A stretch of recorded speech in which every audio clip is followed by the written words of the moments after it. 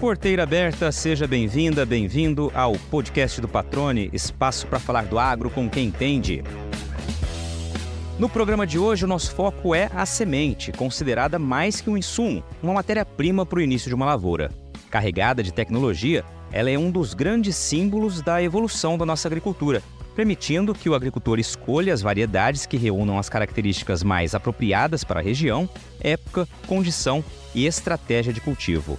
Nosso convidado conhece muito sobre o tema, lidera uma empresa de sementes com mais de 2 décadas de história em Mato Grosso.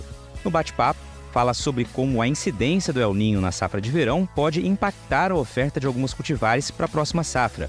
Comenta o ritmo mais lento da venda das sementes para a temporada 24-25 e também explica as vantagens para o produtor da aquisição de sementes tratadas na indústria. Natural de Getúlio Vargas, o gaúcho Eduardo da Lastra mudou-se ainda criança para Mato Grosso.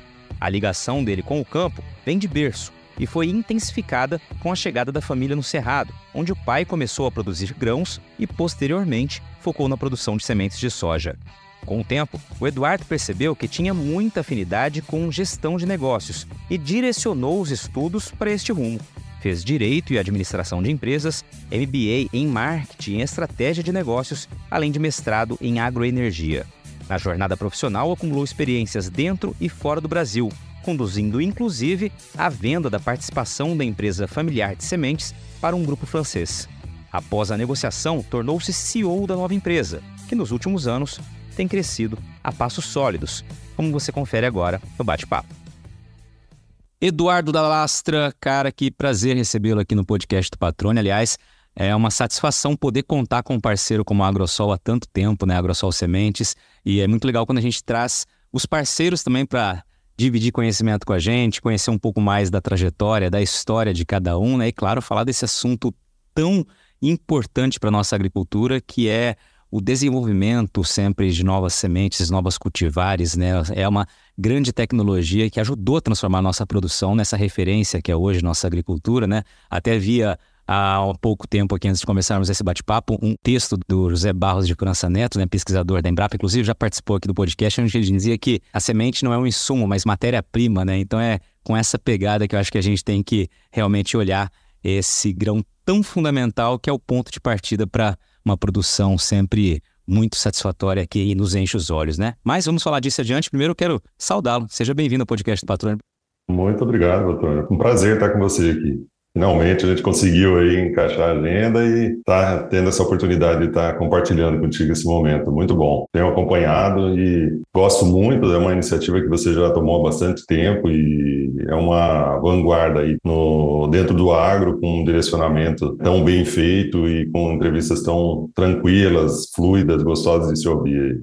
Muito obrigado. Maravilha, obrigado mais uma vez. Agora, pela tradição aqui, você já ouviu alguns episódios, né? Conhece como funciona. Queria conhecer um pouco mais da história do Eduardo da Lastra, né? Quem você é, como começa a tua história pessoal e tua relação com a agricultura, que acredito eu que seja de berço.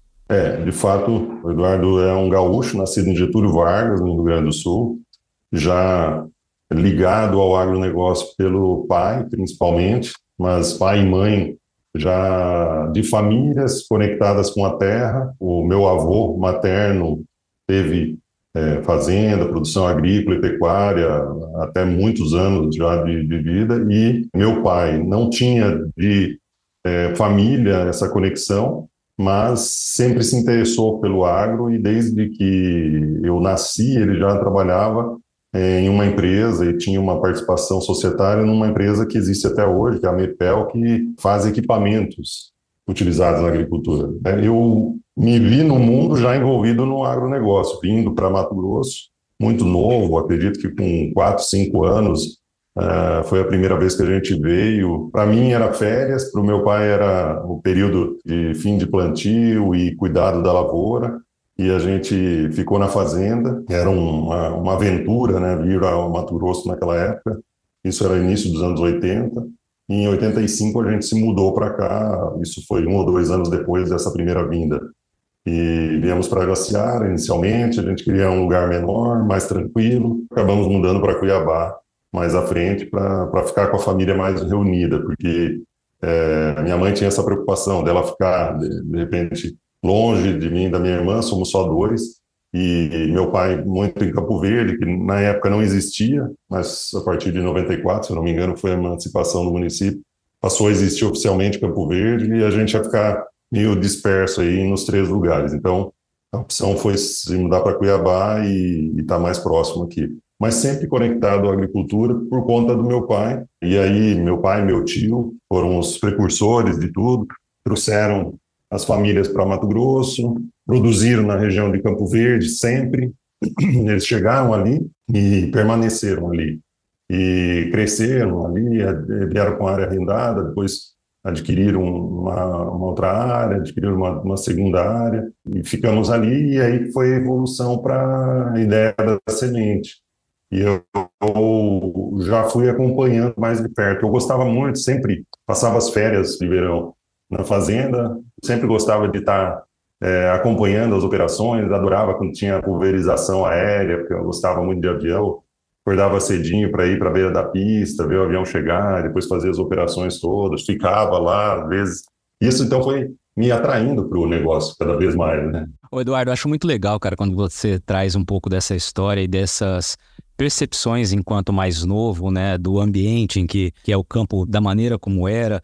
E isso é muito legal porque daí você se torna, né, CEO de uma empresa grande com vários colaboradores e você passou por isso, você vivenciou o que é esse momento de campo, as dificuldades que sejam as meteorológicas, né, de quem trabalha nisso. Isso é muito legal porque isso gera, além de tudo, uma empatia muito rápida com um colaborador para entender, se colocar no lugar dele e às vezes entender o que fazer para que aquele ambiente se torne melhor, né, mais propício para o trabalho, né, mais ou menos por aí, né? Hoje a gente vive uma vida muito mais de escritório. Eu, de fato, me afastei da operação agrícola mais propriamente dita. Não foi assim nunca o meu forte ou aquilo que mais me chamava atenção. Teve um episódio, quando eu tinha aí entre 10 e 12 anos, era bastante novo, estava começando a falar o que eu queria fazer, né? O que eu queria ser quando crescesse. E aí eu falava em agronomia e um amigo do meu pai, que era empresário, ele me disse: não, cara, você tem que pensar em administração, você tem que tocar os negócios da família. E aquilo me tocou. Apesar da minha teimosia, eu ter seguido com a ideia de agronomia, quando eu cheguei nas portas da faculdade, eu tinha dúvida. Tanto é que eu preferi ficar em Mato Grosso por conta disso, porque eu passei na UNB e na UFV para agronomia e também na UFMT. E aí eu preferi ficar aqui porque eu não tinha certeza. No meu íntimo eu tinha esse sentimento da incerteza sobre qual rumo que eu ainda ia tomar. E era muito novo, né? Tinha lá 16, 17 anos. E acho que foi acertado isso. Apesar de muitas vezes eu querer ter estudado, depois eu fiz a administração, eu comecei a faculdade de agronomia, tranquei e fui para a Inglaterra. E aí tive essa primeira oportunidade de ver o mundo um pouco de fora do Brasil, como que as coisas aconteciam no mundo e entender um pouco melhor a dinâmica de tudo. E aquela dúvida aumentou. Eu já pedi para o meu pai me inscrever no vestibular de Direito, eu voltei, prestei o vestibular logo em seguida, em questão de uma semana, e felizmente passei. E aí eu comecei, de fato, a agronomia, porque houve uma greve naquele ano e eu acabei perdendo o primeiro semestre, mas eu já tinha minha vaga e estava garantida. Eu continuei a partir de 97, já com direito junto. Então eu fazia direito à noite, agronomia durante o dia, tinha algumas aulas que eram à noite, eu tinha que me virar ali. E passei 1 ano e meio dessa forma, até que de novo, tive a oportunidade de sair, fui para a Argentina, fiquei lá 1 mês e meio. Eu e um amigo aqui de Cuiabá, hoje não está mais aqui, mas a gente foi junto, fazendo companhia um para o outro, para aprender um pouco de espanhol, para vivenciar outra cultura. E eu percebi assim, um interesse muito grande por toda a parte de comércio, administração. Eu falei, gente, eu tenho que me definir aí, eu tenho que tomar essa decisão, que era difícil, depois que você entra num caminho, você mudar, é muito difícil. Eu ia bem, sabe? Sempre gostei de estudar, então não era uma dificuldade de aprendizado, técnica, nada disso, mas era aquela vocação mesmo que eu fui descobrindo ao longo do tempo. E aí eu resolvi fazer essa mudança, ficar com direito à administração. Isso acabou, assim, me deixando com uma imagem distante do campo, que foi onde eu me desenvolvi, na verdade. Hoje, a gente repensando, foi isso. Eu me desenvolvi lá, tenho muito essa conexão com o campo, gosto de ir para a fazenda, de estar lá, de ouvir o pessoal de campo falar, e facilita muito essa conexão. Claro que facilita para ter mais empatia, para entender de fato o problema, às vezes, do cliente, como a gente veio vivenciando ao longo dos anos aí diferentes problemas. Isso é do agronegócio, né? Então, passamos por dificuldades, sabemos como é que são as dificuldades, também conhecemos quando vai dar problema, né? Tem essas grandes vantagens, eu diria, de você ir construindo experiências ao longo da sua vida e, né, aproveitando dessas experiências para te ajudar no dia a dia, né? E sem soberba nenhuma, mas pelo contrário, com muita humildade, tentar compreender as situações com todo esse baú de experiência que você traz para poder ler melhor cada situação. Então, eu acredito que isso ajude bastante a gente discutir situações, às vezes, de impossibilidade de produção. Há casos que a gente se depara, às vezes, com um planejamento de produção de uma variedade que a gente perde todo o campo, né? E a gente sabe que isso acontece, é a realidade do agro. De repente, uma chuva muito forte no momento da colheita, ou uma seca no momento do desenvolvimento, maturação dos grãos, ali você ter grãos verdes. Então, nos faz, pelo menos eu acredito, que compreender melhor as coisas e nos antecipar nas reações, né, para a gente poder ter alguma vantagem nesse processo todo. Eu acho que é bastante positivo. E tem essa ligação bem próxima com o agro de sempre. Hoje, eu e meu pai continuamos na produção agrícola, a família tem uma participação na estrutura de bens, de fazendas, patrimônio, né? Nós temos uma holding patrimonial e temos a participação no negócio de sementes, junto da família também. Maravilha, cara. Acho que muito bem explicada a trajetória, o estudo, né? A mudança de carreira, né? Vamos dizer assim, ou de profissão, por conta da aptidão que você tinha. Acho que muito legal. E isso mostra também o quanto uma decisão tomada no início do estudo profissional, da trajetória profissional, ela pode ser alterada conforme você vai percebendo, né, a sua adaptabilidade, a sua vocação principal. Acho que é um exemplo muito bacana que você traz. Eu queria que rapidamente, Eduardo, você pudesse nos falar então, depois de formado, né, qual foi a tua trajetória? Eu sei que você teve várias experiências fora do Brasil, inclusive, também, que vieram, né, ajudar também a transformar a realidade que a própria AgroSol é hoje. Sim, depois de formado, logo em seguida, eu fiz um MBA em Gestão Estratégica de Marketing pela FGV, desses que são feitos fora da FGV, aqui em Cuiabá, a gente fez. Foi muito bom, networking, muito bom, acho que um ponto bem importante, mas vai abrindo cada vez mais a cabeça da gente para várias coisas. Eu sempre gostei da área de marketing, isso me ajudou bastante nesse processo todo também de desenvolvimento profissional. E, na sequência, alguns anos depois, porque inclusive precisa ter um pouco mais de idade, mais experiência para você ir para um mestrado profissional, que era o caso. Eu fiquei encantado com um mestrado que foi construído aí a várias mãos, mas liderado pelo ex-ministro da Agricultura, Roberto Rodrigues. Ele, enquanto esteve como diretor da GB Agro, ele construiu esse mestrado profissional que era em agroenergia, naquela primeira onda dos biocombustíveis, quando começou a explodir a questão de biodiesel, de soja e mamona e as outras biomassas. E, claro, o etanol já estava bastante consolidado, foi feito junto com a Exal e com a Embrapa. Então, tive a oportunidade, além de estudar matérias muito interessantes, para mim, foi um salto assim, significativo. Eu acabei não morando em São Paulo nessa época, mas eu ia toda semana para lá,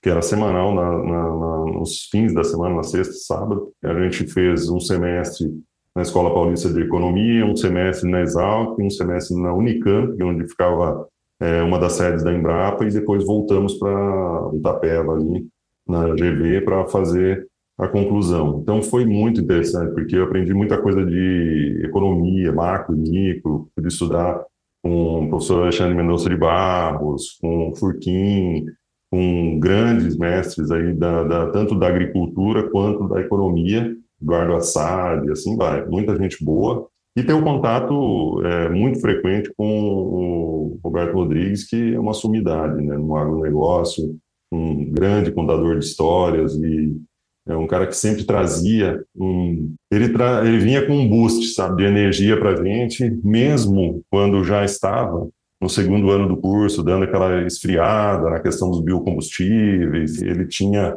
uma visão de longo prazo que ele trazia das experiências dele que nos empolgava e nos levava a sonhar alto. E eu acho que isso ajudou muito, porque me deu a possibilidade de estar mais bem credenciado para participar da criação de uma trading de algodão aqui no Brasil. Eu tive outras experiências menores, mas não menos importantes, depois de uma crise muito grande que a gente passou por conta da ferrugem asiática, problema com o dólar. Teve uma tempestade perfeita ali em 2004, 2005, e eu acabei me afastando do dia a dia do negócio, porque a gente precisou reestruturar tudo, reorganizar. E eu, então, trabalhei um período no CEDIC, lá, aprendi muita coisa diferente sobre administração, controles, ISO, foi muito interessante. Trabalhei uma temporada no Tribunal de Justiça de Mato Grosso, até pensando talvez em ir para o lado do direito. Foi quando eu fiz a OAB e tudo, mas rapidamente voltei para o agronegócio, que era muito mais forte, com essa possibilidade de fazer o mestrado e um trabalho que eu consegui de volta no agro que me custeava isso. Isso foi um período bem curto. Eu trabalhei no grupo GFN, que era de Primavera do Leste, que tinha feito uma aproximação conosco na Sementes. Parecia que seria alguém que ia dar um impulso ali para que a gente pudesse sair da crise que tinha entrado, mas acabou que não aconteceu nada disso.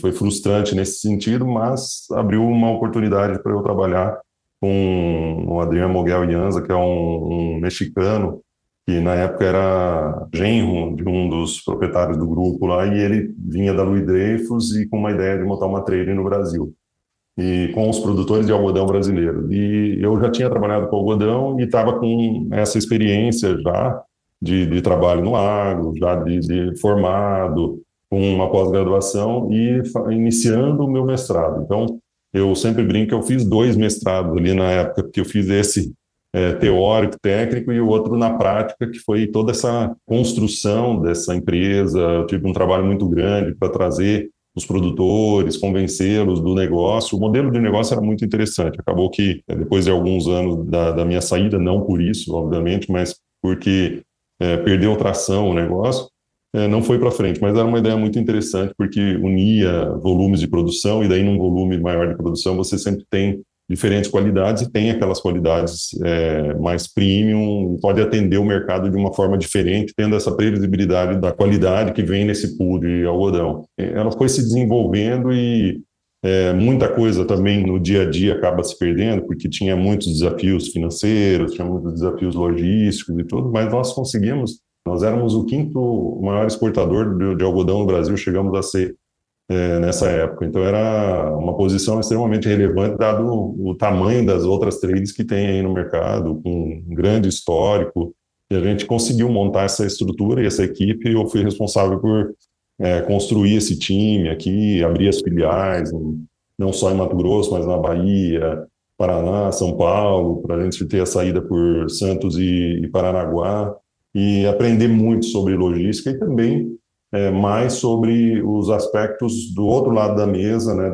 Até então eu conhecia muito da produção também de algodão, e aí fui conhecer como que acontece o outro lado, por que existe tanta pressão às vezes para receber um algodão tão cedo, né? As mudanças do mercado com a oferta do hemisfério norte, hemisfério sul, e com isso eu tive a oportunidade de viajar bastante, tanto para a Inglaterra, onde eu já tinha morado em 96, voltar algumas vezes para Liverpool, para Londres, levar alguns produtores. Então, o fato de eu conhecer ajudava muito, que eu fazia um tour também com o pessoal, além da gente só ir para o jantar anual lá de Liverpool, que é muito interessante, muito tradicional na cultura toda do algodão, e muitas idas para Holanda e para a Suíça por conta da estrutura da empresa, principalmente para a Suíça, onde tinha o escritório de trading nosso lá.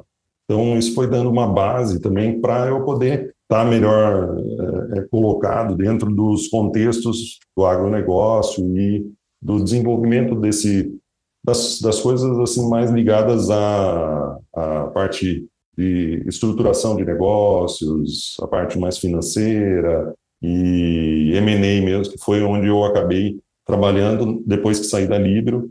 Eu e meu primo, por providências aí da vida, acabamos trabalhando juntos, sem nenhuma pretensão nossa para isso. Ele tinha feito um caminho totalmente diferente do meu, na engenharia de automação, tinha trabalhado na Schlumberger, na Índia, em outros lugares do mundo, e acabou que a gente se encontrou nessa caminhada de constituição dessa empresa, e eles se deram muito bem, ele e o fundador.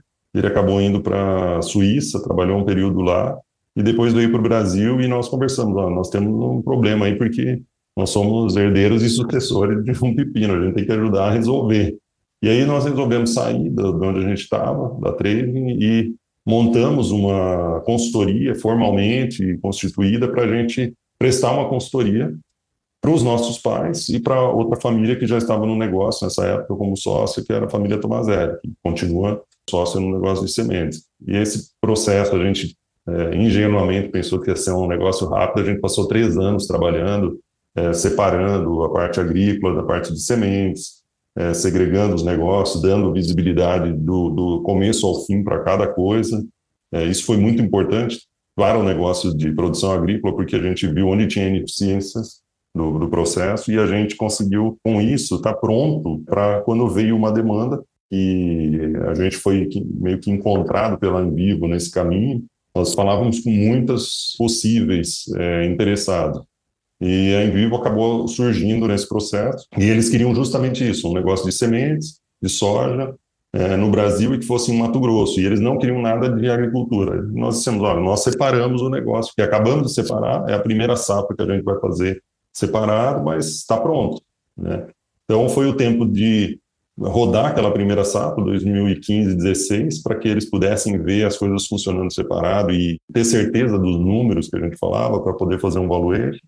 E a gente fechou o negócio em maio de 2016. E na reta final, numa das reuniões de São Paulo, que nós fizemos a coordenação do processo de M&A. Estávamos com advogados e com pessoal de auditoria já na reta final, e eles colocaram que queriam que eu viesse a integrar o time da empresa para liderar esse processo, que era entregar para eles, entre aspas, o plano de negócio que foi construído. Era um plano de negócio de alcançar 1 milhão de sacos em 8 anos, em algumas coisas um pouco diferentes do que está hoje, mas felizmente a gente conseguiu ultrapassar as metas cedo, e fará 8 anos essa semana, e a gente já conseguiu colocar mais de 1 milhão de sacos em cima daquela produção que a gente tinha em 2016. Estamos aí, em 2016 a gente tinha 240 mil sacos, hoje a gente tem mais de 1 milhão e 240 de produção. Estamos bem felizes com a performance do negócio como um todo, rentável, crescente. A gente já pôde dar uma segurada nessa velocidade de crescimento, que eu acho que é muito saudável também, a gente consolidar o crescimento, não só pensar em crescer, mas consolidar e cuidar de margem e de rentabilidade. Eu acho que um pouquinho de cada experiência dessas foi contribuindo para quem eu sou hoje e para a possibilidade de eu oferecer de mim para os negócios, né? E, na medida do possível, fazê-los produtivos e rentáveis. Muito legal, cara. Acho que você trouxe uma aula aqui, Eduardo, de como observar as oportunidades, né, e enxergar um pouco além do que você está vivendo, né? Você está vivendo no dia, você narrou uma boa trajetória aqui, e você começa a pegar elementos, né, de uma experiência, de outra, e eles vão, claro, vão se aglutinando, vão se transformando num conhecimento maior, mais amplo, né, que tende no futuro a ser utilizado, como você bem explicou. Muito bacana a hora que você trouxe também um ponto importantíssimo quando se refere à gestão, que é essa divisão, a segregação dos negócios, né, da produção de sementes com a produção agrícola, né, ou seja, ambas são de plantio, ambas são de colheitas, mas com focos completamente distintos, né? E aí você ter essa separação os ajudou, de fato, nessa fusão, né, com o grupo francês, né, com o Envivo, que é uma cooperativa, né, uma das maiores cooperativas da França, né? Uma união de cooperativas. No pós-guerra, no pós-segunda guerra, como estava muito devastada a Europa, na França as cooperativas estavam muito enfraquecidas. Já era um país de tradição cooperativista, mas cada cooperativa individualmente estava muito enfraquecida. E eles resolveram unir essas cooperativas em uniões. A União em Vivo não é a única, mas é a maior união de cooperativas da França.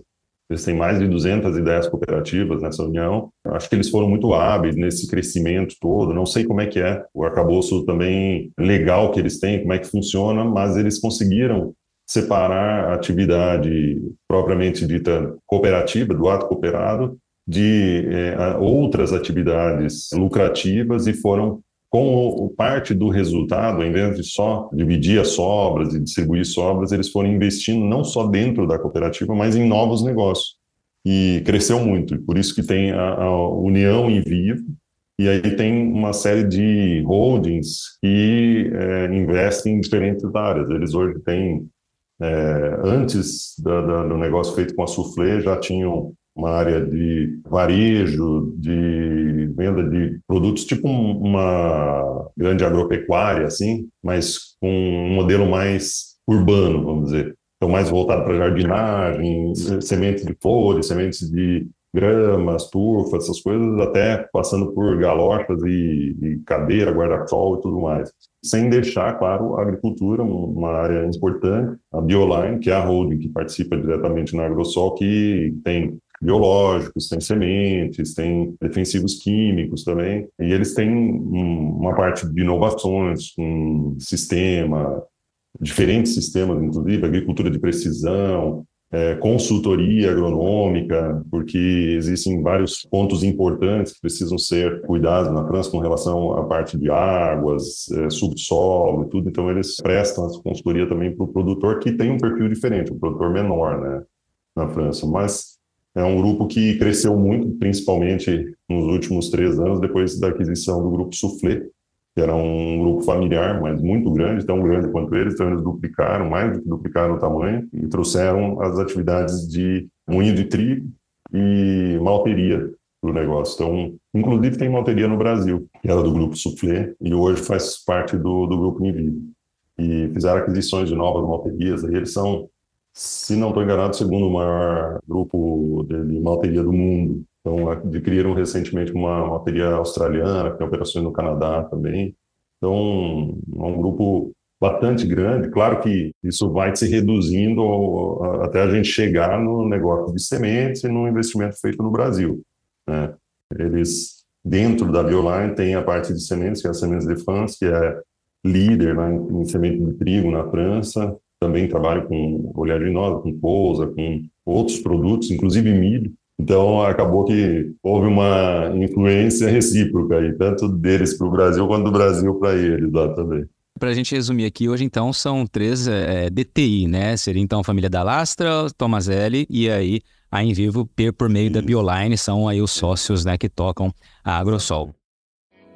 Desafiadora. Esta é a palavra que melhor define a atual safra, marcada pelos efeitos das condições climáticas adversas no campo. Você, produtor, sabe que para superar grandes desafios é fundamental contar com uma empresa que ofereça sementes de alta qualidade, além de soluções inteligentes e completas que vão transformar os seus resultados na próxima safra. No novo portfólio da Agrosol Sementes, você encontra variedades selecionadas, mais vigor, mais germinação, tecnologia e qualidade. Você pode agendar uma visita presencial ou fazer um tour virtual no site, onde você pode explorar cada detalhe das instalações, conhecer mais sobre os processos e entender por que a Agrosol Sementes é a escolha ideal para elevar sua produtividade na próxima safra. Aproveite e fale agora mesmo com o time especializado para saber mais sobre os destaques do portfólio, condições de campo e outras vantagens exclusivas que a Agrosol preparou para você. Afinal, transformar os seus resultados faz parte das nossas raízes. agrosolsementes.com.br. Agora vamos falar um pouco de semente então, da Lastra. Como é que está a produção de vocês? Você disse que já botaram aí mais de 1 milhão de sacas acima do número que vocês produziam antes, né? Ou seja, superaram as metas. E como é que está nesse momento, né? A gente vem de uma safra complicada em Mato Grosso, e assim como é para quem está fazendo a produção agrícola, para quem produz semente também houve dificuldades. E um dos reflexos disso, diante de todo esse cenário, é uma lentidão maior na aquisição de sementes para a próxima temporada, números gerais. Como é que vocês estão observando tanto essa dificuldade, como que observaram, superaram, vivenciaram essas dificuldades por conta da meteorologia? Sim. E essa situação agora de uma aquisição mais lenta do que o de costume? Primeiro, a questão climática afetou nos campos de produção. Como eu te disse que a gente segregou 100%, então hoje o negócio de sementes, o negócio onde eu estou conectado e liderando esse negócio, ele trabalha 100% com cooperados. Então, os campos de produção não são da empresa, são de parceiros que realizam a multiplicação. São agricultores que fazem o plantio da soja normal deles, só que utilizam sementes com categoria, que nós chamamos. Então, o que diferencia o grão da semente é que normalmente o destino do grão ele vai ser para esmagamento, então não há preocupação em relação à germinação, vigor, à vida daquele grão, né? E a preocupação se restringe então somente na qualidade dele, no sentido de não ter grãos ardidos, verdes, quebrados, matéria estranha, e que ele tenha a quantidade de proteína e óleo normal de uma soja. Para a semente, é um organismo vivo e que tem que estar viável para ficar guardado por um longo prazo, né? Que nós colhemos cada vez mais cedo por conta da segunda safra. Foi uma evolução aí, inclusive genética, e uma adequação de ciclo que abriu a possibilidade para uma segunda safra, né? Hoje já nem se fala em safrinha, mas que é uma segunda grande safra. Em termos de área, a maior parte milho e depois algodão e sorgo, girassol, gergelim e tantas outras aí que felizmente têm surgido opções aí de segunda safra. E o ciclo, né, da soja tem se encurtado, então a gente colhe muito entre janeiro e março. Fevereiro acaba sendo o pico de colheita, que antes era muito mais tarde, se colhia lá até abril soja, né? Então, imagina, essa semente, esse grão diferenciado, digamos assim, ela tem que aguentar ficar por um período guardada, né, estocada, até o próximo plantio, que vai começar a partir de 15 de setembro. Então, a gente foca muito com relação à qualidade, à viabilidade dessa semente. E como o clima pode afetar, né? Pode fazer com que ela tenha uma maturação desuniforme, pode fazer com que ela tenha um sofrimento ali de seca excessiva ou chuva excessiva, que vai causar danos à própria estrutura, às vezes, dela, né? Do tegumento, da superfície da semente, e abrir porta para a entrada de fungos, e ela ser atacada e perder a viabilidade durante esse período que ela vai estar guardada. Eu até digo guardada e não estocada, porque a gente realmente guarda com todo carinho e cuidado, né? Em locais com umidade controlada, com temperatura controlada, para que ela possa realmente passar esse período longo preservando suas características. Com o clima que a gente teve esse ano, a gente sofreu bastante, principalmente nas variedades de ciclo mais curto, que foram plantadas em áreas para ser sucedida por algodão ou milho, de alta tecnologia, e sofreram muito com a falta de chuva, né, no início do ciclo. E depois até teve chuva no final do ciclo. Então acabou pegando de duas formas aí negativamente, e teve variedade que se perdeu 100%. E na maior parte houve uma redução de volume. Nós conseguimos, em alguns casos, compensar, porque nós temos também, foi uma estratégia que a gente desenvolveu ao longo dos anos, ter áreas de produção e beneficiamento fora de Mato Grosso, em Goiás, em 2 locais, e na Bahia também, outros 2 locais. Então, em parte, a gente conseguiu compensar com essas unidades fora. A variedade que a gente estava mais focado em termos de volume, a gente conseguiu uma boa recuperação, e as variedades de ciclo mais curto, daí não teve muito como compensar, porque também houve perda em Goiás, e a Bahia já planta um ciclo um pouco diferente. A gente planta lá principalmente para poder fornecer semente para o médio norte e norte do estado, e para Rondônia, e também para atender nossos clientes regiões lá do Piauí, Maranhão e Pará. Tem crescido também a nossa participação nesses locais.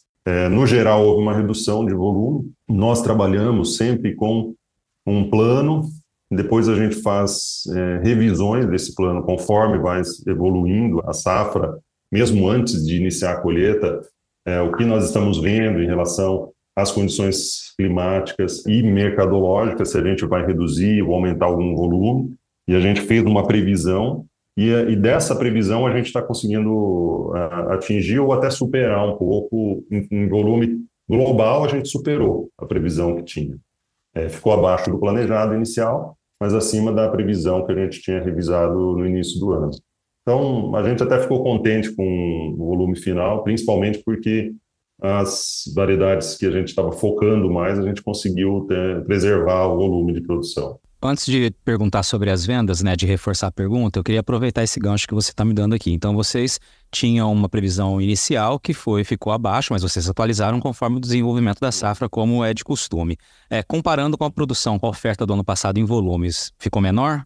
Não. A gente conseguiu crescer em relação ao ano passado. O nosso plano era crescer mais. A gente vai ficar em torno um pouco mais do que 90% do plano inicial na produção final. Então, aí uma perda de um pouco menos de 10%.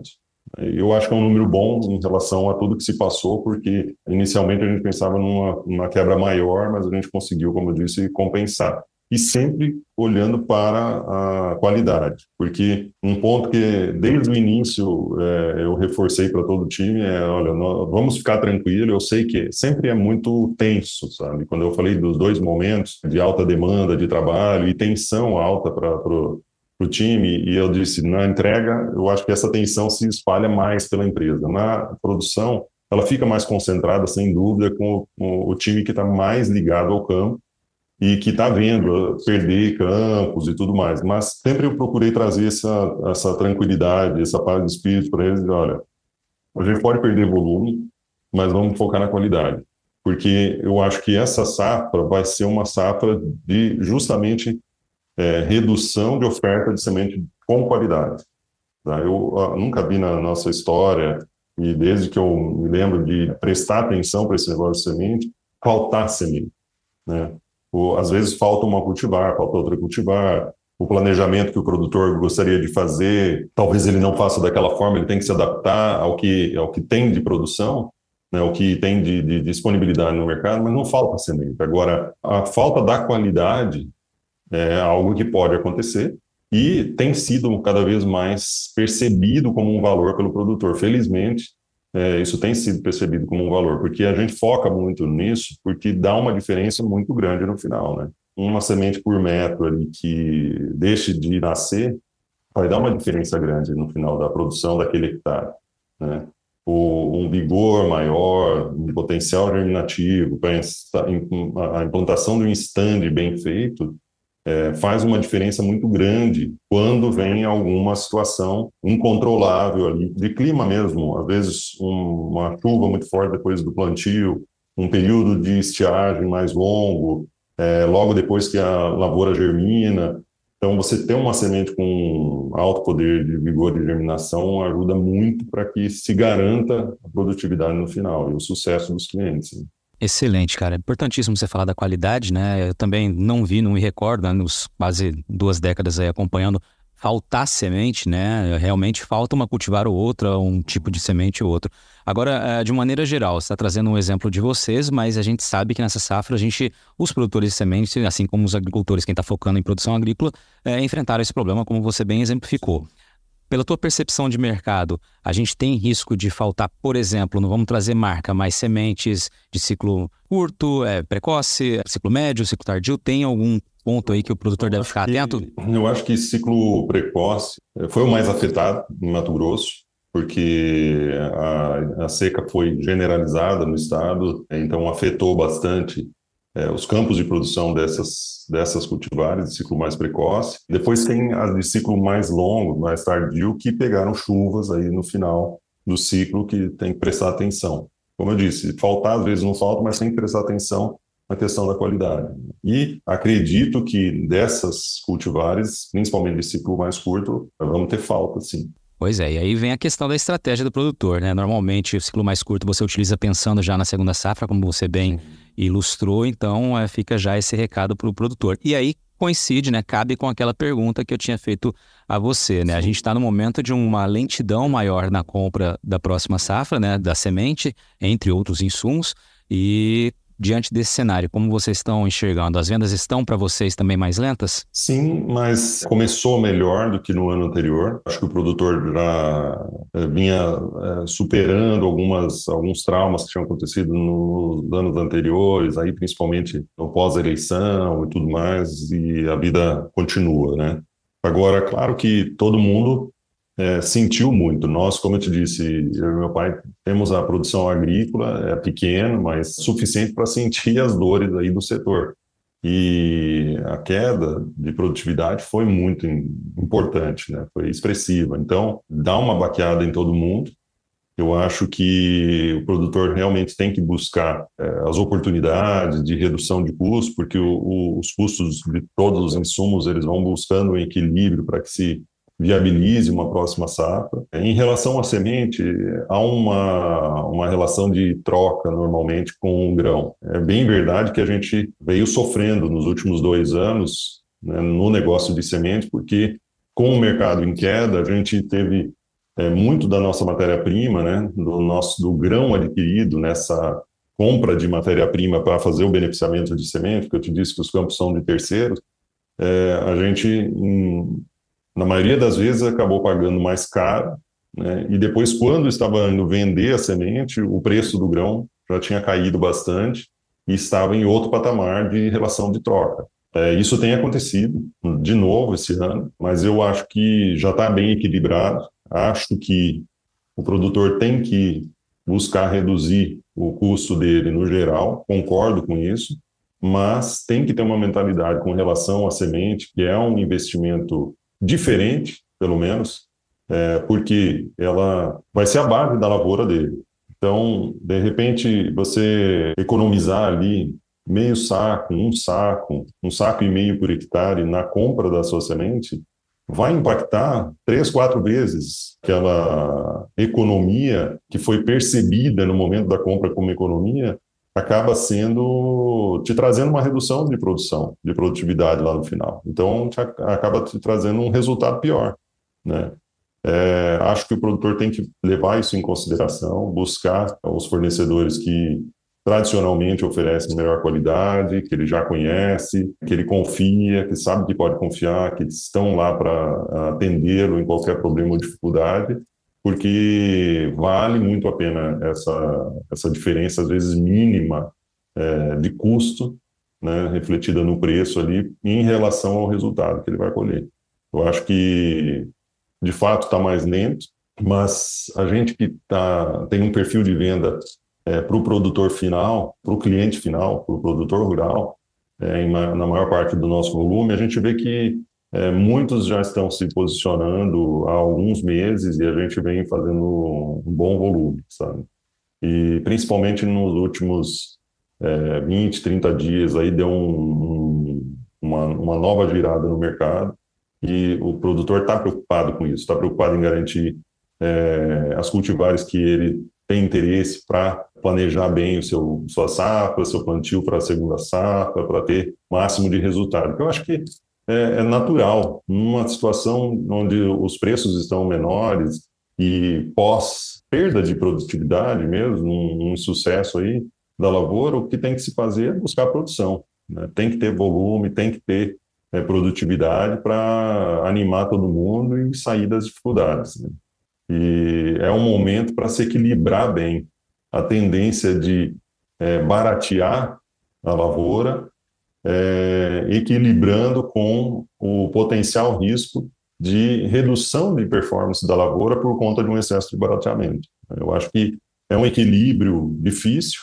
Falo como produtor, não estou aqui querendo vender semente, porque o mercado é o mercado, ele é soberano e vai acontecer como vai acontecer, mas como produtor rural, olhando para a questão de custo e resultado, para buscar rentabilidade, a gente sempre tem que procurar produtividade, né? Não é momento, claro, para talvez perfumaria, aí, entre aspas, né? Mas o básico tem que ser bem feito. Excelente. É uma linha muito tênue mesmo, né? Você bem explicou. Sim. Aí você vai reduzir investimento, talvez você tem que ponderar até onde esse investimento, essa redução vai ou não afetar o seu desempenho lá na frente. E tem uma outra questão, né? Quando a gente envolve especialmente a questão das sementes, é justamente que é o principal insumo ou matéria-prima que não pode ter atraso na hora da entrega, né? E se você deixar muito para o fim, a gente tem uma logística que a gente sabe que é complicada, vocês trabalham, assim como outras empresas, tentando mitigar, minimizar, né, esse tipo de dificuldade decorrente da logística com centros de distribuição e assim por diante, mas é um ponto que não pode ser esquecido jamais, né? É sim, sem dúvida. É um ponto, eu diria, nevrálgico aí, crucial para que possa ter um bom sucesso, para que se inicie bem um ciclo, né? A gente resolveu investir num centro de distribuição na 163, fora da nossa unidade de produção, que seria a decisão mais lógica, você concentrar os fatores de produção e ter otimização e tudo mais, mas quando a gente pensa em estrada de acesso, em tempo de viagem entre o armazém e os clientes, e analisando a nossa base de clientes, a gente viu que fazia todo sentido a gente se colocar na 63, criamos o Seed Place lá, começamos com um armazém, com a previsão para até 3 armazéns, já estamos no segundo, estamos com tratamento de sementes lá, que é outro ponto muito importante, porque é algo que você não pode fazer muito cedo. Não adianta a gente começar a tratar semente agora, seria muito tranquilo se a gente pudesse fazer isso. Acabou o beneficiamento, está tudo mais calmo, mantém a equipe, um número mais alto de pessoas e vai tratando até o momento de embarcar. Mas a gente sabe que não dá para fazer isso. Esse organismo vivo não tolera um produto químico ali durante muito tempo, né, em contato com ele. E também hoje, o tratamento de sementes ele tem abarcado outros produtos, né? E muitos biológicos chegando, que a gente gosta muito, somos entusiastas dos biológicos, e a gente oferece a chamada semente pronta, que vai direto para o plantio. O produtor pode abrir o Big Bag em cima da semeadeira e já sair para plantar. Então, ela já vem com o tratamento químico, com o tratamento biológico, com bionematicida, com inoculante, com a finalização, com pós-secante, com grafite, etc. Tudo pronto para poder ser plantada. Agora, isso tem que ser feito num período próximo ao plantio. Então, envolve uma logística bem complexa. Hoje a gente tem 3 máquinas de tratamento. Tem uma dedicada ao Seed Place 163, temos 2 no 070, que é na BR-070. E a gente começou a também exigir muito mais do nosso planejamento, até para posicionar essas sementes, né? Então, o fato de vender mais cedo, às vezes o produtor pode pensar, pô, mas isso não é adubo que eu vou ter que trazer do porto e tal. Não, mas quanto mais cedo ele fizer a aquisição, mais cedo ele vai dar a informação para o fornecedor dele e mais facilmente o fornecedor vai conseguir colocar esses lotes de sementes aonde tem que ser. Porque quanto mais tarde vier essa informação, mais difícil de você construir essa logística. E aí tudo começa a se complicar e potencialmente vai levar a atrasos. Como a gente procura sair cedo, muitas vezes a gente sai com campanhas muito cedo e nem tem um foco muito grande em receber cedo. Mas tem por trás essa lógica de você saber que você já tem aquilo vendido para aquela região e aí você vai conseguir, no momento do beneficiamento, assim que beneficiou, já mandar aquele lote, aquela variedade para aquele armazém, para que possa de lá ser entregue para o produtor. E essa a gente já sabe que é tratada, essa aqui não é tratada, então vai organizando toda a estrutura do centro de distribuição para que flua o processo, né? E aí a gente possa ter uma entrega mais efetiva. Porque é uma cadeia de fatores aí, de partes que vão se somando até que a semente chegue ao produtor, né? Excelente, excelente. E aí você traz um outro tema, que é justamente o tratamento industrial de sementes, né? E eu queria que você falasse um pouquinho sobre as vantagens desse tratamento. Você já trouxe ali, né, todas as tecnologias que são embutidas ali para que o produtor possa abrir o bag e já despejar direto na plantadeira, mas ainda tem produtor que prefere fazer o tratamento on-farm ali, né? Eu queria que você trouxesse um pouquinho da tua visão sobre isso. Olha, eu acho que mesmo os grandes produtores têm que pensar muito bem sobre o tratamento on-farm. Uma segurança que todos temos é que a semente vai ser tratada. O fato dela ser tratada na fazenda, os números comprovam que normalmente o que vai acontecer é um tratamento menos uniforme. Normalmente, uma boa parte da massa vai ter uma quantidade excessiva de produtos e vai ter um efeito de toxicidade sobre essa semente, e ao invés de ele ter uma boa performance, vai ter uma performance ruim naquela que está intoxicada, digamos assim, e também ruim na parte da massa que ficou com subtratamento. Então, é muito difícil que se repita o que se consegue fazer no tratamento industrial, que nada mais é do que um equipamento de ponta, um equipamento caro, envolve investimento alto, para você ter uma máquina para tratamento de sementes industrial, justamente porque é um tratamento com alta precisão. A gente tem dosagens de produtos que são 70 ml para 100 quilos. Então, você imagina você distribuir uniformemente 70 ml em 100 quilos. É um desafio por si só. Cada vez está se tornando mais tecnológico o tratamento de sementes, cada vez ele depende mais de máquinas de alta qualidade e também de produtos de alta qualidade. Não estou falando aqui de produtos só de princípio ativo. Eu estive recentemente no Seedcare Institute da Syngenta, que é nossa parceira. A gente escolheu a Syngenta não por acaso, porque é uma empresa que tem um investimento altíssimo, um budget de investimento muito alto em pesquisa e desenvolvimento, traz produtos que nos garante que a gente vai poder ter acesso a produtos de alta qualidade, com grande inovação todos os anos para os nossos clientes. E a qualidade, muitas vezes não está, mas a molécula é a mesma. Tem aqui no genérico, tem no mercado, em vários lugares, é mais em conta e tudo. E você vê a utilização de uma molécula do mesmo fornecedor, da própria Syngenta, desenvolvida, por exemplo, para aplicação foliar, e a molécula que foi desenvolvida especificamente para o tratamento de semente, e a solubilidade delas é assim, radicalmente diferente. Então, são N fatores que contribuem para que o tratamento de semente industrial ele seja escolha para qualquer que seja o produtor.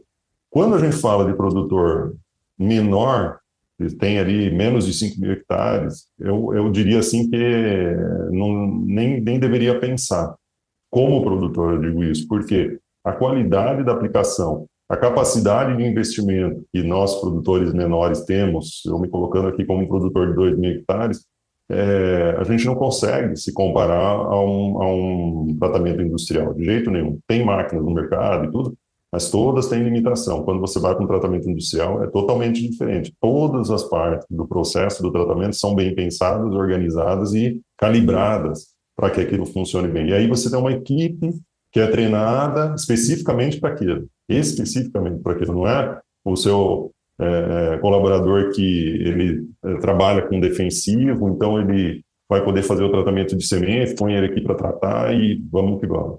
Então, esses pequenos detalhes é que somam e dão a diferença lá no final, na melhor produtividade, numa lavoura que vai estar mais resistente a uma praga. Cada vez mais está se investindo para o desenvolvimento da planta no estágio inicial, não só da proteção da semente, mas e além da proteção da semente, e sim a implantação daquele stand, né, na primeira semana de vida daquela planta. Então, eu acredito muito no tratamento de sementes. Tenho muita tranquilidade em termos de números para a gente comparar. É um tanto complexo, mas a gente tem treinado o nosso time para poder fazer esse comparativo e mostrar para os nossos clientes que não se trata de uma venda por vender. A gente quer incluir isso aqui porque a gente vai ter uma margem extra no tratamento de semente. É bem um marketing corporativo, mesmo, de business to business, que é mostrar que aquilo tem um melhor resultado e realmente vai trazer um melhor resultado para o produtor, né? A gente tirando a parte de querer se enganar, entre aspas, aí, de comparar coisas incomparáveis, você mostrando investimento e resultado, eu tenho muita segurança em relação ao tratamento de sementes, que é um excelente caminho. Agora, a empresa de sementes também tem que estar estruturada para isso, tem que se organizar para isso, tem que ter logística, planejamento, tudo para poder oferecer, de fato, um tratamento de sementes.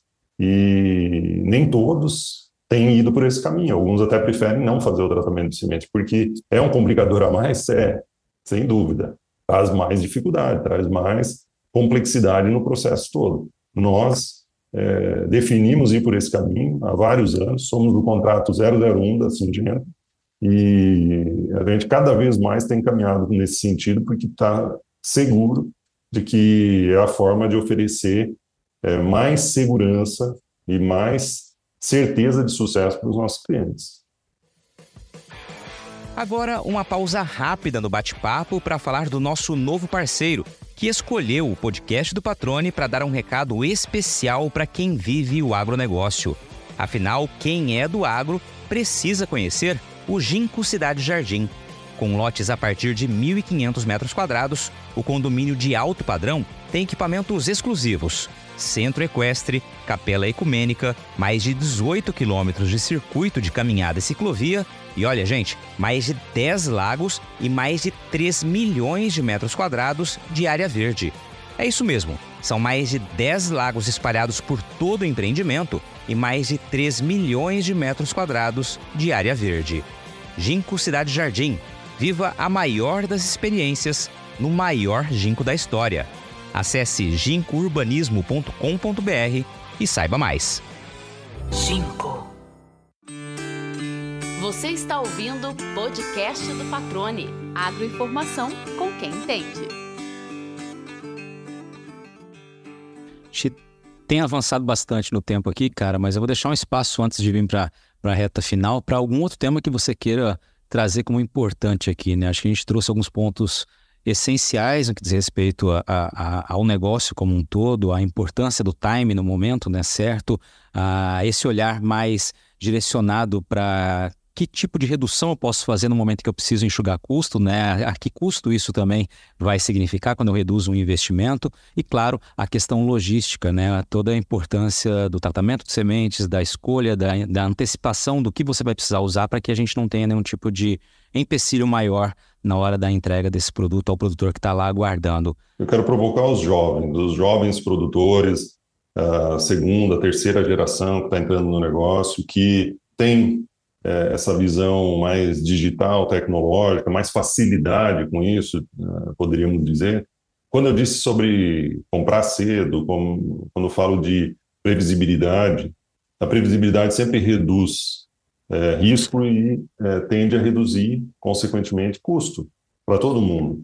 Então, um dos caminhos para a gente ter um investimento na lavoura talvez menor, um custo um pouco menor, e do lado do produtor de sementes poder ter um risco menor, seria a gente trabalhar com maior previsibilidade. Quero provocar os jovens aí a fazer esse trabalho dentro das suas fazendas e começar a analisar quanto eles mudam de variedade de um ano para o outro. Porque essa mudança, pela nossa experiência, ela não é radical. Tá? Ela não acontece assim, num ano eu planto 5 variedades, no outro ano eu planto novas 5 variedades e deixo aquelas 5 variedades para trás. Normalmente, você planta 3, 4 variedades durante 2, 3 anos e você vai fazendo uma mudança compassada. Então, eu vou experimentar um pouco dessa nova cultivar, vou experimentar aquela, vou fazer um teste aqui.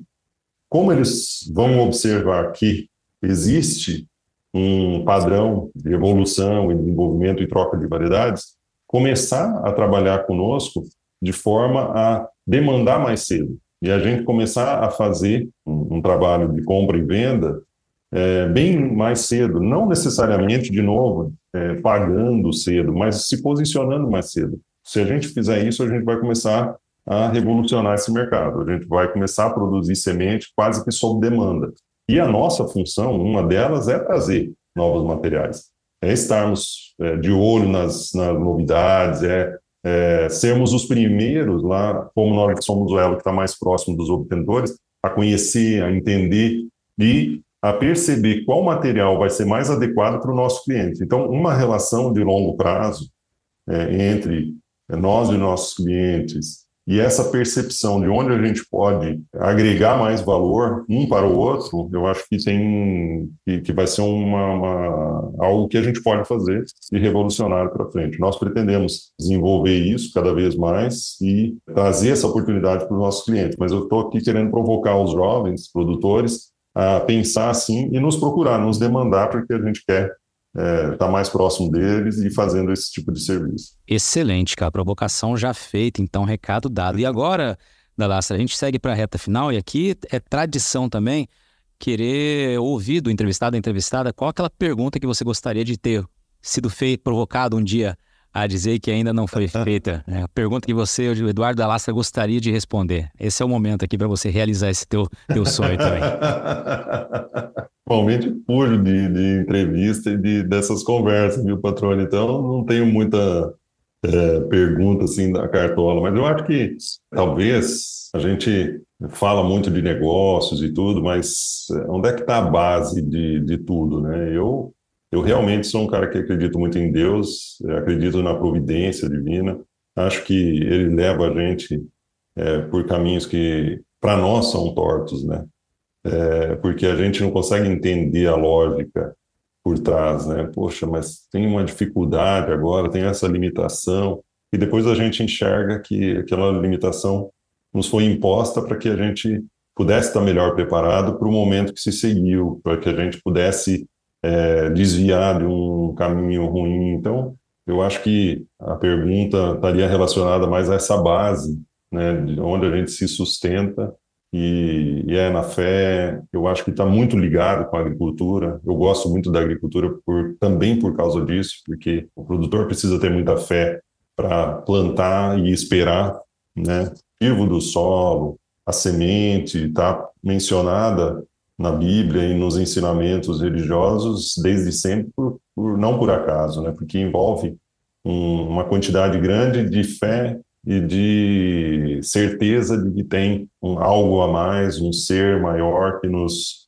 conduz, que nos orienta e nos leva por essa vida, e que a gente tem que fazer a nossa parte também, agindo corretamente, percebendo as orientações do nosso anjinho da guarda, e para ir para o caminho correto, para agir da melhor forma. Eu acho que se a gente colocar mais isso nas nossas vidas, mais amor, mais religiosidade de verdade, genuína, a gente vai ter menos problemas, vai ter menos atritos, vamos ter menos guerras e mais vida em abundância, com tranquilidade, com paz. Muito bem, a primeira já passada então. Agora vamos para a segunda pergunta aqui da reta final, que é justamente ouvir uma curiosidade sobre o Eduardo Dalastra. Vamos lá, uma curiosidade sua. Sobre você, na verdade.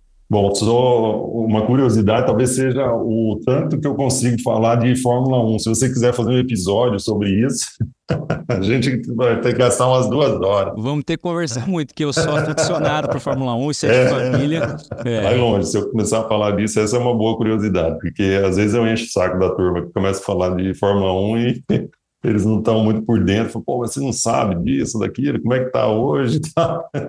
Então fica marcado aqui para um próximo bate-papo a gente trazer como tema aqui. Nossa, vai ser Fórmula 1. Cara, eu quero te agradecer. Não sabia dessa curiosidade, foi bom ter trazido aqui então, para que a gente possa ter assuntos futuros também. Isso. Te agradecer pela disponibilidade de tempo, cara, por ter aceitado o convite, sei da correria, né? Você já explicou bem. Agradecer mais uma vez pela parceria, por acreditar, né, no podcast como uma ferramenta para levar informação sobre o agro, não apenas para quem é do agro, mas para quem é de fora. E te agradeço muito, cara. E sucesso nos desafios, sucesso nos projetos, né? E vamos em frente aí. Para você também. Tudo de bom. Foi um prazer estar contigo aí. E aí, gostou do bate-papo? Então dá aquela força e compartilha essa entrevista com os seus contatos. E olha, aproveita para mandar aquele feedback dizendo o que você está achando do podcast do Patrone. Pode criticar, elogiar, sugerir temas e pessoas para dividir boas histórias aqui nos próximos episódios.